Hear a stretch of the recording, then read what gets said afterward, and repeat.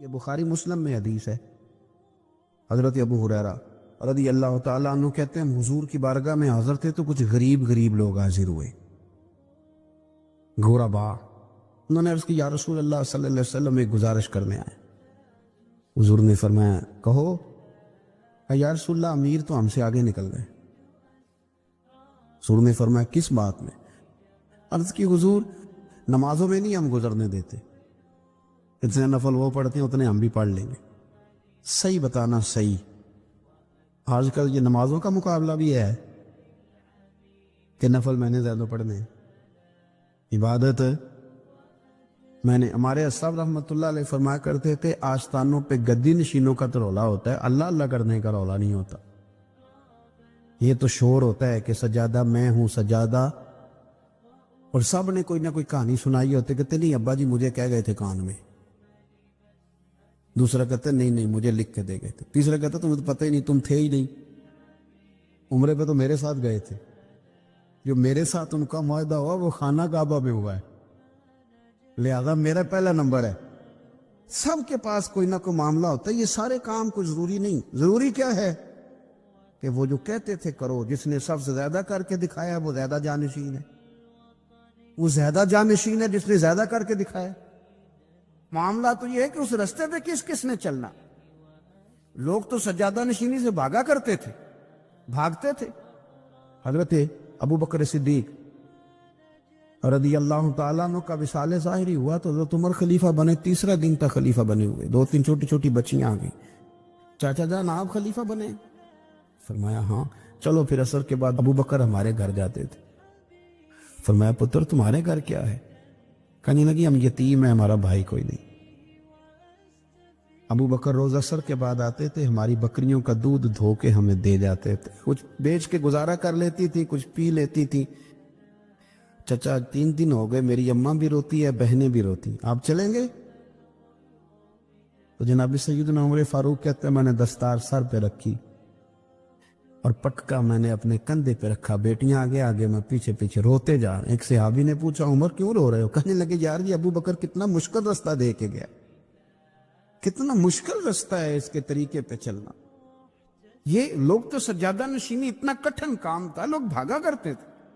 شوق آ گیا، اب رسول کریم علیہ السلام کے حضور ناز حاضر ہو کے عرض کی حضور امیر آگے گزر گئے، نمازوں میں نہیں ہم گزرنے دیتے، ہم ان سے زیادہ پڑھیں گے، نفلوں میں نہیں گزرنے دیتے، زیادہ پڑھیں گے۔ یا رسول اللہ صلی اللہ تعالی علیہ وسلم ہم انہیں نہ تلاوت قرآن پاک میں نہیں آگے گزرنے دیں گے، وہ ہم زیادہ پڑھیں گے، لیکن حضور وہ مالدار ہیں، غلام آزاد کرتے ہیں، صدقات کرتے ہیں، خیرات، اس کا ہم کیا کریں؟ حضرت سیدنا ابو ہریرہ فرماتے ہیں کہ جواب تو حضور نے بعد میں دینا تھا، اور جب ان کا سوال ختم ہوا تو میں نے حضور کا چہرہ نور دیکھا تو رسول پاک کا چہرہ خوشی سے کھلتا ہوا مجھے نظر آیا۔ گویا یہ جو رشک ہے نا کہ نیکی میں آگے گزرنا، یہ حضور کو اتنا پسند آیا تو ان کے سوال سے حضور بڑے راضی ہوئے۔ کریم فرمانے لگے، حضور فرمانے لگے میں تمہیں ایک وظیفہ بتاتا ہوں، تم وہ پڑھو، امیر جتنی بھی نیکیاں کریں گے نا اللہ تمہیں ان کے برابر ثواب دے دے گا، لے لو نسخہ، یہ کرو کام۔ یا رسول اللہ بتائیں؟ فرمایا رات کو نا 33 بار سبحان اللہ پڑھا کرو، 33 بار الحمدللہ پڑھا کرو، 34 بار اللہ اکبر پڑھا کرو۔ اب جتنی بھی نیکیاں امیر کریں گے نا تمہارے وظیفے کی برکت سے اللہ تمہیں ان کے برابر ثواب عطا کر دے۔ اب جناب ابو ہریرہ کہتے میں نے ان کے چہرے دیکھے تو مجھے یوں محسوس ہوا کہ جس طرح کسی بندے کی کھوئی ہوئی رقم مل جائے تو وہ راضی نہیں ہوتا، کھوئی ہوئی رقم مل جائے تو بڑا جیسے کوئی اس کے ہاتھ، چلیں اپنا ترجمہ کر لیتے ہیں، کمیٹی نکلنے پہ نہیں بندہ بڑا راضی ہوتا کہ 11 مہینے سے دے رہا تھا، 10 مہینے سے چلو نکل ہی آئی ہے، شکر ہے اللہ کا، بڑا خوش ہوتا ہے بندہ، بڑا راضی ہوتا ہے۔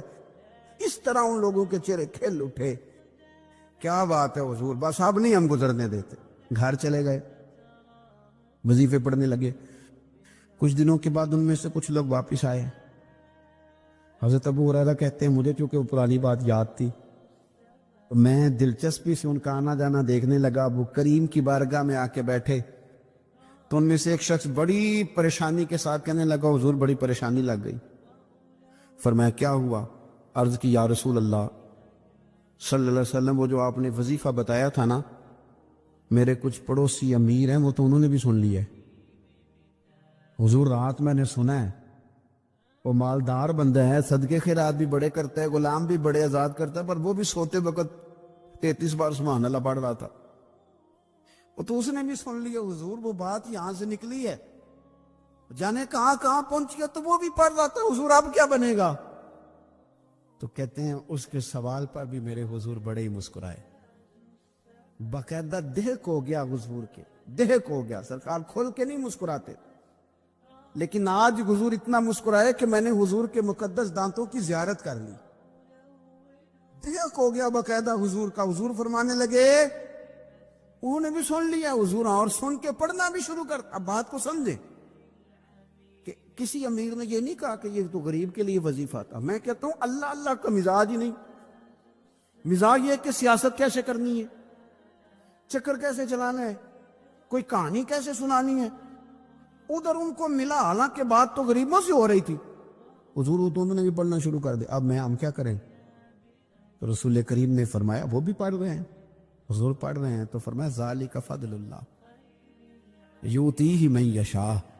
بھائی پھر یہ تو اللہ کا فضل ہے نا، وہ جسے چاہے عطا کرے. اب یہ حضور نے کہہ دیا تو حضرت ابو ہریرہ کہتے ہیں میں نے پلٹ کر ان لوگوں کے چہرے دیکھے، قربان جائیں میں نے پھر ان کے چہروں پر اطمینان دیکھا، میں نے سکون دیکھا، اس لیے کہ وہ سمجھ گئے جب رب فضل کرے تو پھر فضل کے معاملے میں اللہ کے بندے بحث نہیں کیے کرتے. وہ مطمئن ہو کے گئے، کہنے لگے حضور پھر ٹھیک ہے، اگر مالک اس طرح تقسیم کر رہا ہے تو پھر ہم راضی ہیں اپنے رب کریم کی رضا پہ. دو دولتیں، دو قسم کا مال اگر اللہ کسی کو دے دے، دو قسم. یا رسول اللہ صلی اللہ علیہ وسلم وہ دولت کون سی ہے؟ تو حضور نے یہ نہیں فرمایا کہ اگر اللہ تبارک و تعالیٰ اسے سونا دے دے، چاندی دے دے، پیسے دے دے، جائیداد دے دے، اولاد دے دے، یہ نہیں. دیکھیے حضور نے دولت کس کو کہا. نبی پاک فرماتے ہیں دو قسم کا سرمایہ جس کو ملا اسے کائنات کی ہر نعمت مل گئی. اور حضور نے فرمایا میں اپنے غلاموں کو نصیحت کرتا ہوں یہ دو دولتیں ایسی ہیں جو اللہ سے مانگا کریں. صبح و شام رب کریم سے ان دو پیسوں کا، سرمایے کا، اس خزانے کا سوال کریں. یہ مل گئے تو تمہیں ہر شے مل گئی. یا رسول اللہ وہ کون کون سی چیزیں ہیں؟ فرمایا ایک جس شخص کو اللہ نے معاف کرنے کی دولت عطا کر دی، جو معاف کرنے لگ گیا، جس کی طبیعت میں درگزر آ گیا، جو معاف کرنے لگا، غلطیاں معاف کرنے لگا، جس کو ایک دولت یہ مل گئی. اور دوسرا میرے مصطفیٰ نے فرمایا جسے اللہ نے یقین کی دولت عطا فرما دی. جس کو یہ دو دولتیں مل جائیں، ایک درگزر کرنا، دوسرا رب رسول پہ یقین کامل رکھو، اسے کائنات کی ہر شے مل گئی. میرے نبی پاک نے فرمایا جب بھی دعا مانگو خدا سے یہ دو نعمتیں مانگا کرو، عرض کیا کرو اے اللہ درگزر کی دولت عطا فرما، اے اللہ تو ہمیں یقین کی دولت عطا فرما، ایمان کی قوت اور پختگی نصیب فرما. میرے بھائی حضور نے فرمایا مانگ کے لو. کمزور ایمان والا شخص کسی کام کا نہیں ہوتا. جس آدمی کے ذہن میں شک کا بیج ایک دفعہ جنم لیتا وہ آدمی تو غلام سے بدتر ہے. بے کیف سجدہ، روٹھی روٹھی سی عبادت، اس کی زندگی کیفیات سے خالی ہے. جس شخص کو پتہ چل جائے نا لوگ میرے مخالف ہیں، اس کا تو سجل رہتا ہی کوئی نہیں. اصل بات یہ ہوتی ہے کہ یہاں سوچ بیٹھا ہے کہ دنیا میرے خلاف ہے، یہاں مخالفت یہاں بیٹھ گئی ہے. دو بندے باتیں کر رہے ہیں تو پریشان ہے، میرے خلاف ہی لگے ہوئے، میری بات ہو رہی ہے. کیونکہ اصل تکلیف کہاں ہے؟ اور اگر یہاں یقین کامل ہو گیا نا کہ سارے مجھ سے پیار ہی کرتے ہیں، تو پھر دو بندوں کو بات کرتا دیکھیں گے تو یہی سوچے گا میری تعریفیں کر رہے تھے، کہہ رہے تھے کیا ہی بات ہے اس کی. او بھائی یاد رکھیں، یہاں اپنے آپ کو اطمینان دیں، یقین کی دولت دیں، قرار کی دولت دیں، سکون کی دولت دیں. یقین، اطمینان، اگر آپ کو ایمان اور یقین حاصل ہو تو پھر دعا کریں اللہ اس پر استقامت عطا فرمائے، پھر اس پہ ڈٹ جائے۔ نبی پاک صلی اللہ علیہ وسلم نے فرمایا میں اس بات کا خوف نہیں کرتا کہ میری امت کمزور ہو جائے گی، اس بات کا ڈر نہیں کہ پیسے ختم ہوتے ہیں، نہ یہ خوف ہے کہ بھوکی مرے۔ حضور کس بات کا خوف ہے؟ تو نبی پاک نے فرمایا خوف یہ ہے کہ ان کا یقین کمزور ہو جائے گا، ان کا یقین۔ بخاری مسلم میں میرے مصطفیٰ نے فرمایا ہے کہ جو جمعے والے دن سب سے پہلے آئے گا اس کے نبی کا وعدہ ہے اللہ اسے اپنے رستے میں اونٹ خیرات کرنے کا ثواب عطا فرمائے گا۔ یہ ہے حضور کی زبان پر اعتبار، یہ ہے اللہ کے وعدے پر اعتبار، اللہ کے وعدے پر اعتبار۔ او میرے بھائی، اگر تجھے کہہ دیا میری طرح کے ایک نکمے آدمی نے کہ یہاں اونٹ بندھا ہوا ہے، رات گیا نہیں ادھر ہی رہا ہے، اور اگر تجھے آمینہ کے لال نے کہا کہ اونٹ ملے گا، اگر تجھے حضرت ختیجہ کے سرتاج کہتے ہیں اونٹ ملے گا، میری طرح کا تو پتہ نہیں کتنے لوگ ہیں کیا کچھ کہہ جاتے ہیں۔ مصطفیٰ کا تو فرمان یہ ہے کہ اللہ کائنات کے اصول بدل دیتا ہے، مصطفیٰ کی بات پوری کر دیتا ہے۔ یقین تو کر اس محبوب کی بات پر، ساڈے نبی دی زبان ساڈے واسطے یقین کی کمی آ گئی، تیرے رسول کا وعدہ ہے تو آ جا۔ اور دیکھیں جن کو یقین تھا ان کا رنگ ہی نرالا تھا۔ حضرت علی المرتضیٰ فرماتے ہیں سیدہ فاطمہ نے کبھی مجھے کوئی کچھ کہا ہی نہیں، کبھی فرمائش ہی نہیں کی۔ ایک دن بیمار ہو گئی تو کہنے لگیں، میں قریب بیٹھا تو میں نے کہا فاطمہ زندگی میں تو نے کبھی کچھ نہیں مانگا، اور عزت والے باپ کی عزت والی بیٹی، میرا دل کرتا ہے کوئی فرمائش تو کرنا۔ تو حضرت فاطمہ کہنے لگی علی اگر ایک انار مل جائے نا، اگر ایک، میرا دل کر رہا ہے اگر ایک انار مل جائے، ایک انار مل جائے تو طبیعت چاہ رہی ہے انار کھانے کو۔ مولا علی شیر خدا فرماتے میں گیا ایک انار خریدا بازار سے، 1 دینار تھا میری جیب میں، انار خرید کے جب واپس پلٹا نا تو کہتے ایک بوڑھا شخص، ہونٹوں پہ کمزوری، آپ فرماتے ہیں میرے باپ دادا کی عمر کا، لڑکھڑاتے اس کے ہاتھ اور کہنے لگا علی میں بھوکا ہوں کئی دنوں کا۔ حضرت علی فرماتے ہیں میرے پاس وہ 1 ہی دینار تھا جس کا انار آ گیا۔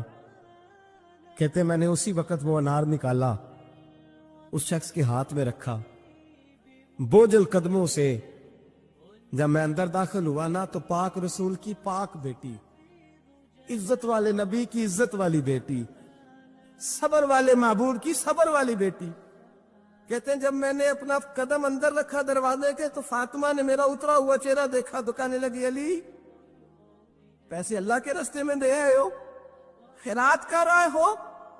حضرت شیر خدا رضی اللہ تعالیٰ عنہ فرماتے ہیں میں فاطمہ کی طرف دیکھا تو میں حیران ہو گیا، میں نے کہا فاطمہ تجھے؟ کہنے لگی مجھے یقین ہے آپ انار لینے گئے تھے، آپ نے خرید بھی لیا تھا، اور مجھے پتا ہے علی میرے ساتھ بے وفائی ہو ہی نہیں سکتی، یہ کسی سوالی نے مانگ لیا ہوگا، علی آ جا، مجھے انار کھانے سے وہ سکون نہیں ملا جو تو اللہ کے راستے میں دے آیا ہے تو سکون ملا، کھانے سے نہیں ملا جو تیرے دینے سے ملا ہے۔ مولا علی کہتے صبر کر کے میاں بیوی بیٹھ گئے تو دروازے پہ دستک ہوئی، کہتا میں اٹھ کے دروازے پہ گیا تو حضرت سلمان فارسی دروازے پہ کھڑے تھے، انہوں نے نا 9 انار مجھے دیے، کہنے لگے نبی پاک نے بھیجے ہیں، یہ 9 انار ہیں نبی پاک نے بھیجے ہیں۔ تو حضرت علی شیر خدا فرمانے لگے ہمارے نہیں کسی اور کے ہیں، ہمارے نہیں کسی پڑوسی کے ہیں، دائیں بائیں دیکھ لے، کہنے لگے نہیں تمہارے ہی ہیں، فرمانے لگے نہیں میرے ہوتے تو 10 ہوتے، اس لیے کہ اللہ فرماتا ہے من جاء بالحسنۃ فلہ عشر امثالھا، تم ایک نیکی کرو گے میں 10 کا اجر عطا کروں گا۔ فرمایا میرے ہوتے تو 10 پورے ہوتے، اللہ رسول نے بھیجا، اور میرا یقین کمزور ہو سکتا ہے؟ میرے ہوتے تو 10 ہوتے، یہ 9 ہے۔ حضرت سلمان فارسی نے جیب میں ہاتھ ڈالا، 10واں بھی نکالا، کہا علی تیرے 10 ہی تھے، میں تو تیرا امتحان لے رہا تھا، 10 ہی تھے تیرے۔ یقین کی دولت زنجیریں کاٹ دیتی، یقین کی دولت انسان کو نواز دیتی۔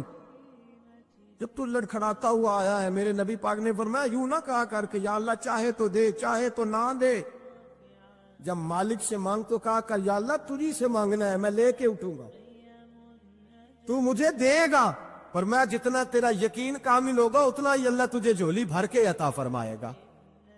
کمزور سا مسلمان، لڑکھڑاتا سا مسلمان دیکھتا ہوں کرتا ہوں، اور یہ بھی نہ دیکھا کرے بھائی ایمان یقین کو استقامت کے درجے پہ لے، یہ نہ دیکھا کرے کہ وہ کیسے دے گا، وہ کسی وسیلے کا محتاج نہیں ہے، وسیلے کو پسند کرتا ہے، پر وسیلے کا محتاج وہ بغیر وسیلے کے بھی دے دیتا ہے۔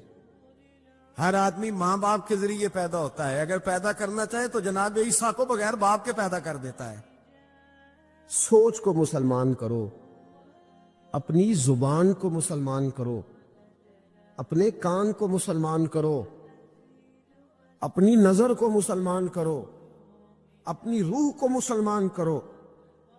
24 سال کی بیٹی کا اگر 4 سال کا بیٹا انتقال کر گیا، کسی نے جا کے کہا کہ بڑا ہی افسوس ہوا ہے تیرے بچے کا، تو ایمان نے اسے کتنا مضبوط کر دیا ہے، وہ کہتی ہے نہیں، اللہ کی فصل ہے، پکی کاٹ لے تب بھی ٹھیک ہے، کچی کاٹ لے تب بھی ٹھیک ہے۔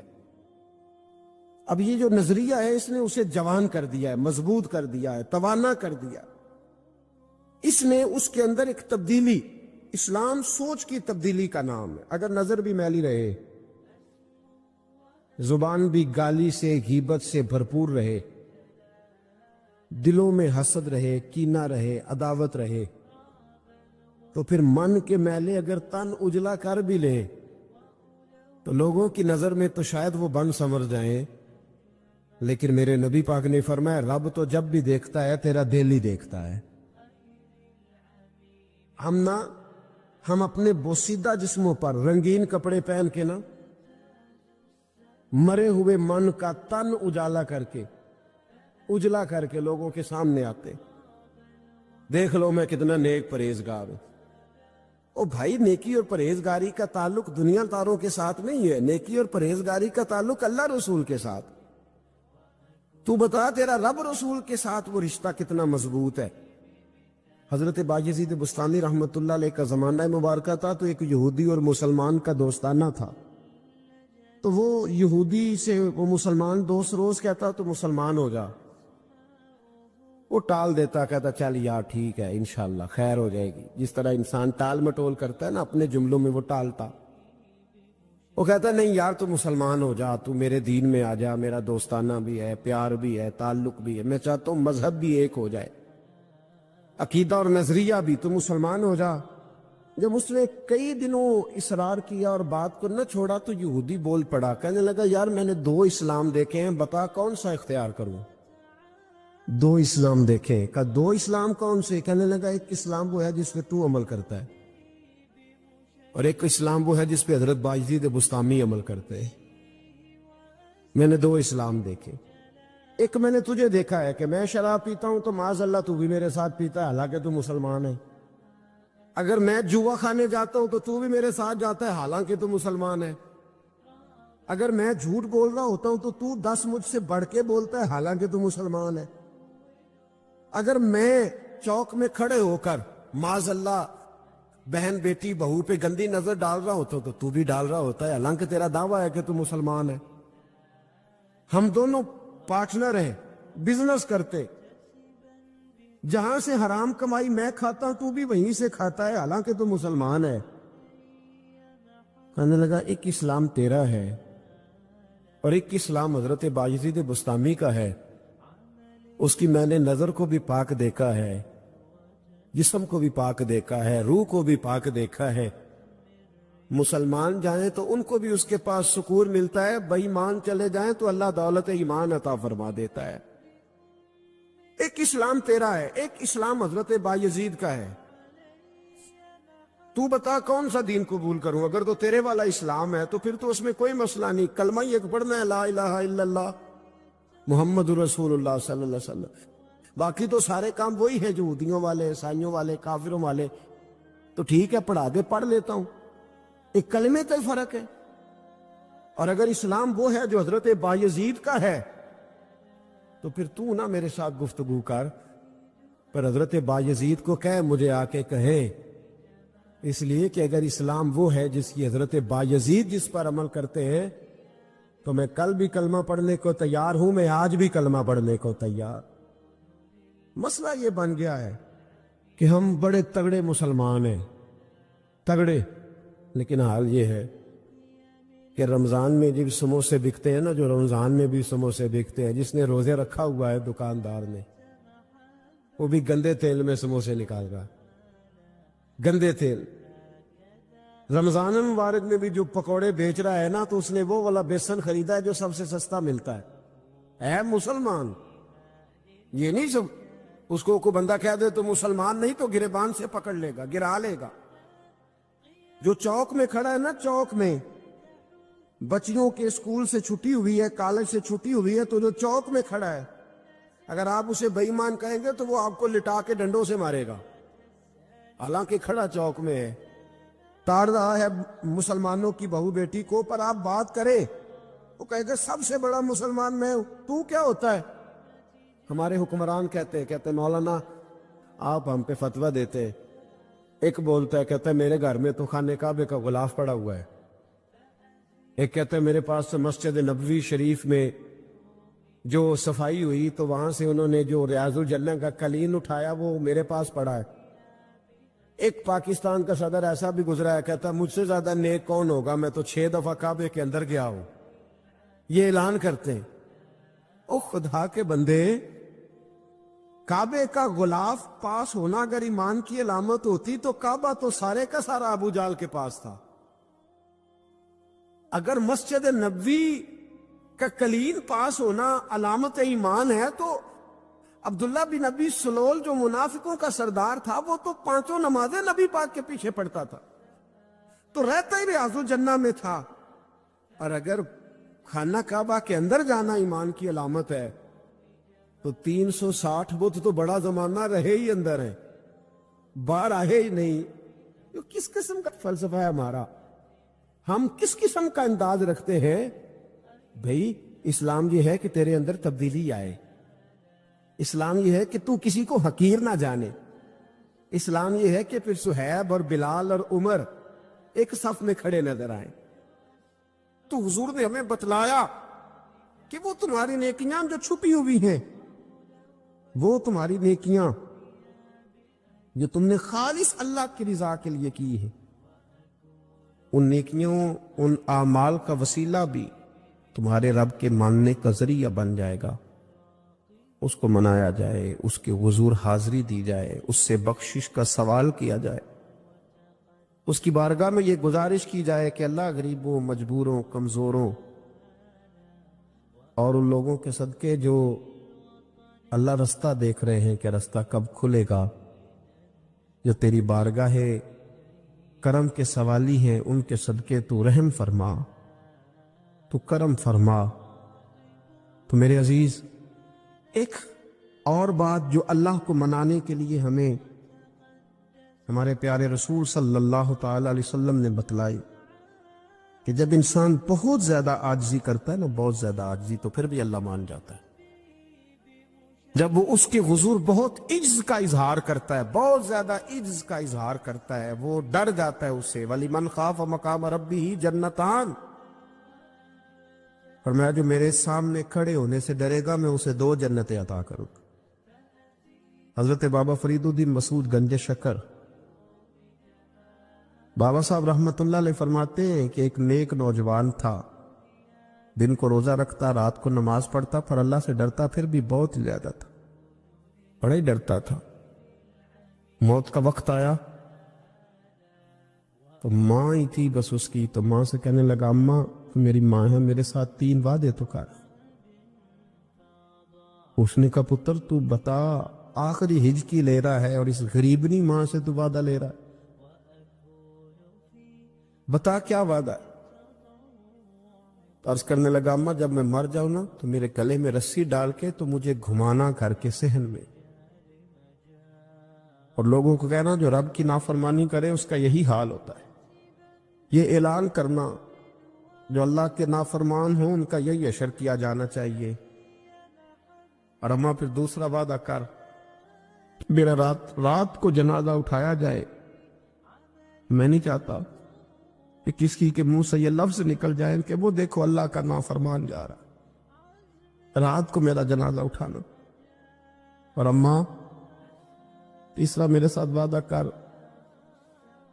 کہ لوگ مجھے دفن کر کے آ جائیں گے تو میری قبر پہ چلی جائے گی۔ عمل میرے پاس کوئی نہیں، پر مجھے لگتا ہے ماں کے قدموں کی برکت سے عرش کا مالک بھی رحم فرمائے گا۔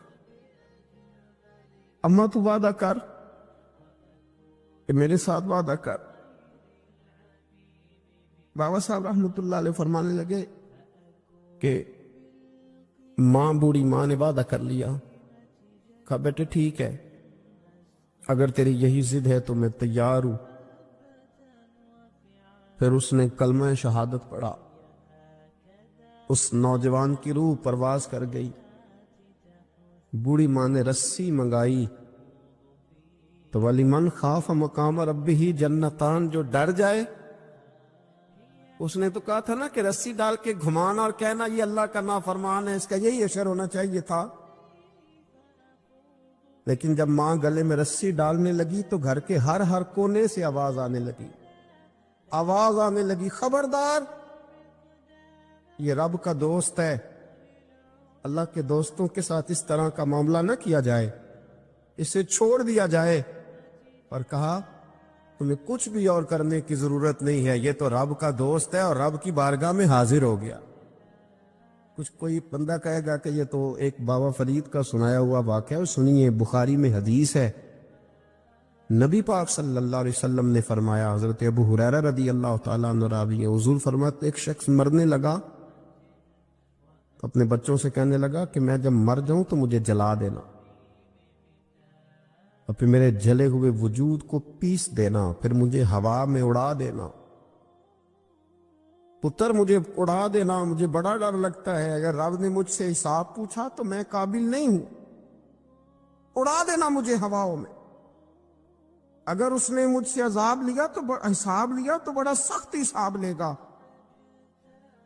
حضور فرماتے ہیں، بخاری میں موجود ہے، اس کے بچوں نے اسی طرح کیا، اس کے مرنے کے بعد اسے جلایا، ہوا میں اڑا دیا۔ اللہ کے محبوب فرماتے ہیں رب کریم نے حکم دیا زمین کو کہ اس کے ذرات کو جمع کرو، زمین نے ذرے جمع کیے، خدا نے حکم دیا تو اس کا وجود پھر سے اسی شکل میں آیا۔ تو رب کریم نے فرمایا یہ جو تو نے وصیت کی تو کیوں کی؟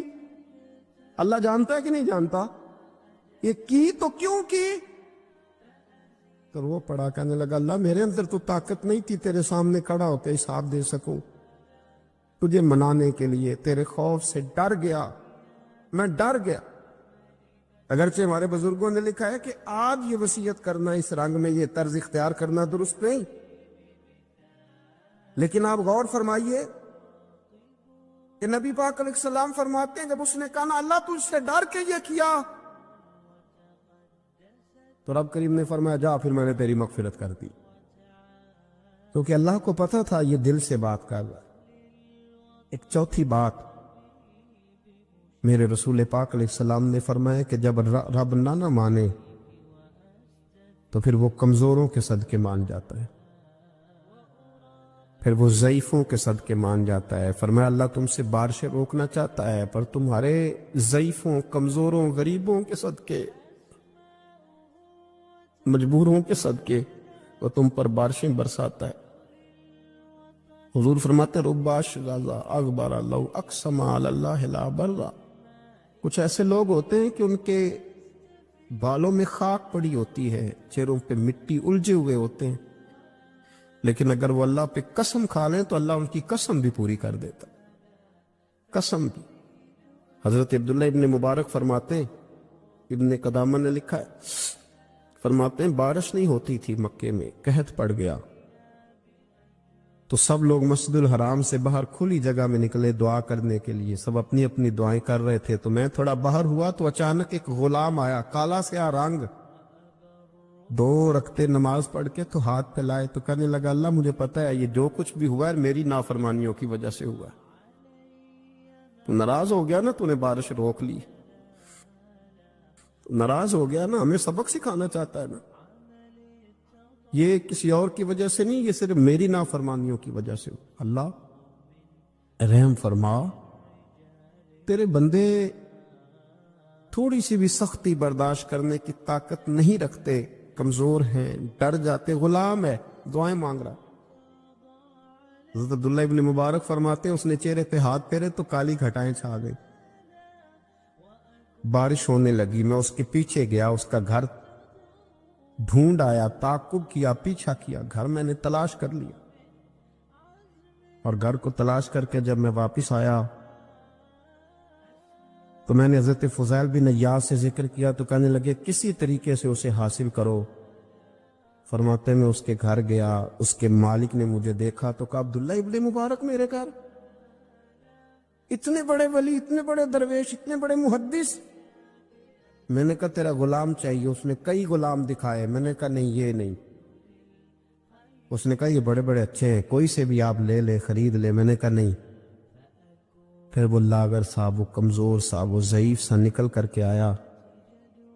میں نے کہا یہ مجھے دے دو، تو کہنے لگا یہ تو بیچارہ بے ضرر سا آدمی ہے، کیا لے کے کریں گے؟ میں نے کہا نہیں مجھے یہی چاہیے۔ میں اس کو ساتھ لے کے چلا تو راستے میں پوچھنے لگا کہ میرے اندر تو کوئی ایسی بات نہیں تھی، مجھے کیوں خریدا؟ آپ مجھ سے کیا خدمت لیں گے؟ تو عبداللہ ابن مبارک فرمانے لگے میں نے کہا کوئی خدمت بھی نہیں لوں گا، میں تو خود تیری خدمت کروں گا، میں تیرا بیاہ کراؤں گا، تیرے لیے مکان بناؤں گا، میں تیری خدمت کروں گا۔ میں تیرا اور تیرے رب کا رشتہ دیکھ چکا ہوں، میں تیرا اپنے مالک کے ساتھ جو تعلق ہے اسے دیکھ چکا ہوں۔ کہتے میں نے جب لفظ کہے تو مجھے کہنے لگا 2 رکعتیں پڑھ لوں، اب مجھے لے جانا پر 2 رکعتیں پڑھ لوں۔ کہتے میں نے کہا پڑھ لو، تو 2 رکعتیں پڑھنے کے بعد میری طرف دیکھ کے کہنے لگا آقا مجھے اپنا حق معاف کر دینا، میں خدمت نہیں کر سکا۔ پھر کہنے لگا اللہ راز تو کھل گیا، اے اللہ راز تو کھل گیا، اللہ تیرا میرا معاملہ تھا، راز تو کھل گیا، راز تو کھل گیا، اللہ راز تو کھل گیا، میں سراپا مخزن راز تھا، میں رہا تھا مدت و راز میں، یہ تو تیرا شوق کے دید کشاں کشاں مجھے کھینچ لایا مجاز میں، اللہ راز کھل گیا۔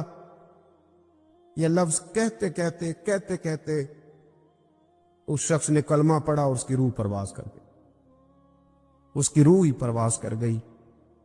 تو کبھی ان کمزوروں کے ذریعے بھی اللہ کو منایا جا سکتا ہے، تو رب کو منانے کی کوشش کریں۔ وصلی اللہ تعالی علی حبیبہ سیدنا و مولانا محمد علیہ وصحبہ